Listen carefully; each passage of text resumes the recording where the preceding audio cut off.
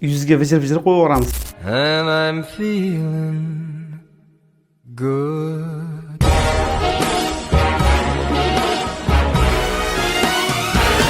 Hop, hammasi joyida, stul ham joyida, chexolli qilindi hammasi. Juda ham chiroyli chiqibdi. O'zi Instagramdan shu taxlashlaringizni ko'rib chaqirtirgan edik.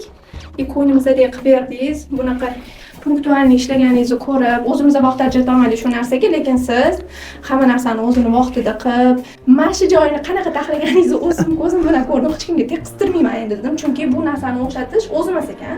Chexollarni esingizda bo'lsa, Instagramda Abdurahmon Fazilov blogeri uylarga chexol qo'yib bergan, xuddi shunaqa chiqsin. Pardalarni ham, chexollarni ham qo'lni dasturxonlargacha tikib bergandik. Xuddi shunaqa chiqsin dedim, lekin undan ham zo'r qilib beribsiz. Bu chexollarimizni bemalol yuvib ishlatsangiz ham bo'ladi, yechilib, yana kiygizib qo'yaverasiz. Do'posiyasini ko'rsa, mijozlarimizni qanaqa tushishini bo'lishini, fikringlarni kommentda yozib qoldiringlar, biz uchun qiziq.